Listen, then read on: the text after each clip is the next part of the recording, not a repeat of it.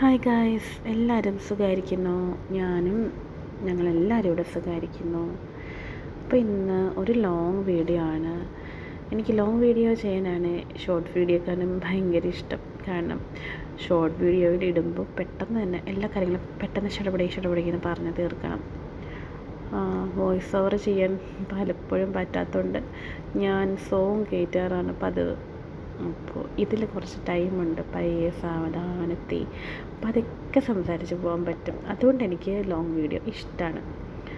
അപ്പോൾ ഇന്ന് ഞാൻ വിചാരിച്ചു ഇന്നൊരു ദാൽ കറി ഉണ്ടാക്കാമെന്ന്. ദാൽ കറി പല രീതിയിൽ ഞാൻ ഉണ്ടാക്കാറുണ്ട്. അതിൽ ഒരു രീതിയാണ് ഇപ്പം ഞാൻ കാണിക്കാൻ പോകുന്നത്. ഇതൊരു കുക്കിംഗ് വീഡിയോ അല്ല, എന്നാലും കുക്കിങ്ങാണ് ഇതിൽ കാണിക്കുന്നത്. ഇൻഗ്രീഡിയൻസും കാര്യങ്ങളൊന്നും ഞാൻ എടുത്തെടുത്ത് കാണിക്കുന്നൊന്നും ഇല്ല, എന്നാലും കാണിക്കുന്നുണ്ട്. കാരണം ഇതിനകത്ത് വലിയ ഇൻഗ്രീഡിയൻസ് ഒന്നും ഇല്ല താനും. അപ്പോൾ മസൂർ ദാലുണ്ട്, ഉറദ് ദാലുണ്ട്, തൂർ ദാലുണ്ട്. അപ്പം ഞാനിവിടെ മസൂർ ദാലാണ് കേട്ടോ എടുത്തിരിക്കുന്നത്. മസൂർ ദാൽ അതാകുമ്പോൾ പെട്ടെന്ന് വെന്ത് കിട്ടും, നല്ല കുഴാന്ന് കിട്ടും. അധികം ഇങ്ങനെ വെള്ളത്തിലിട്ടൊന്നും വെക്കേണ്ട ആവശ്യമില്ല. നമുക്ക് ആവശ്യമുള്ളത് എപ്പോഴാണോ അന്നേരം എടുത്ത് കഴുകി നമുക്കത് ഉണ്ടാക്കാം. അതാണ് അതിൻ്റെ ഒരു പ്രത്യേകത. അപ്പോൾ മസൂർ ദാൽ ആവശ്യത്തിനുള്ളത് എടുത്തിട്ട് അത് കഴുകി മാറ്റി അങ്ങ് വെച്ചാൽ അതിൻ്റെ കാര്യം സെറ്റായി. പിന്നെ ഇത് ചടപടയെന്ന് ഉണ്ടാക്കാൻ പറ്റുന്നൊരു റെസിപ്പി കൂടിയാണ് കേട്ടോ. കുക്കറും കൂടെ ഉണ്ടെങ്കിൽ പറയാൻ വേണ്ട, കുക്കറിൽ ഇട്ടുണ്ടാക്കാം. കാരണം അത്രയ്ക്ക് ഈസിയാണ്. ദാൽ ചാവൽ അത് ഭയങ്കര ഇഷ്ടമാണ് എനിക്ക്. നമ്മുടെ ബസ്മതി അരി അങ്ങോട്ട് വേവിക്കുക, അതിൻ്റെ കൂടെ ഈ ദാൽ കറി വയ്ക്കുക. അതാണ് ദാൽ ചാവൽ. ഒരു പച്ചമുളകും ഇച്ചിരി അച്ചാറും കൂടെ ഉണ്ടെങ്കിൽ വേറെ ഒന്നും പിന്നെ വേണ്ട. അപ്പോൾ നമുക്ക് നമ്മുടെ വിഷയത്തിലേക്ക് കിടക്കാം. അപ്പോൾ ഇതിനാവശ്യമായിട്ടുള്ളത് വളരെ കുറച്ച് ചേരുവകളാട്ടോ. ഇതിലിടുന്ന ആകെ ഒരേ ഒരു പൊടിയാണ്, അത് മഞ്ഞൾപ്പൊടിയാണ്. പിന്നെ ഉപ്പ് പൊടി വേണമല്ലോ, അത് പിന്നെ എടുത്ത് പറയേണ്ട ആവശ്യമില്ലല്ലോ. പിന്നെ ഇതിലേക്ക് വേണ്ട കുറച്ച് വെജിറ്റബിൾസാണ്. സവാള വേണം. ഞാനൊരു കുഞ്ഞ് 2 സവാള എടുത്തിട്ടുണ്ട്, അത് ചെറുതായിട്ട് കട്ട് ചെയ്ത് വെച്ചു. പിന്നെ ഒരു 3 പച്ചമുളക്. എരിവിന് ആ 3 പച്ചമുളക് മാത്രമേ ഉള്ളൂ കേട്ടോ, വേറെ ഒന്നും ചേർക്കുന്നില്ല.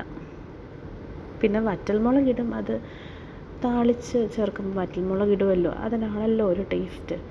അപ്പോൾ ഈ 3 പച്ചമുളകും പിന്നെ ഈ സവാളയും, പിന്നെ ഞാനൊരു കുഞ്ഞ് 2 തക്കാളി ചേർത്തിട്ടുണ്ട്. പഴുത്ത തക്കാളി നോക്കി വേണം കേട്ടോ എടുക്കാൻ. അപ്പോൾ അതും ചെറുതായിട്ട് കട്ട് ചെയ്തിട്ട്, പിന്നെ വെളുത്തുള്ളി വേണം. അത് പ്രധാനപ്പെട്ട ഒരു ചേരുവയാണ്. ഒരു 4 വലിയ വെളുത്തുള്ളി, 4-5 വലിയ വെളുത്തുള്ളി ഞാൻ എടുത്തിട്ടുണ്ട്. അപ്പോൾ നിങ്ങൾ ആ ഒരു പരിവനുസരിച്ച് നിങ്ങൾക്കും എടുക്കാം.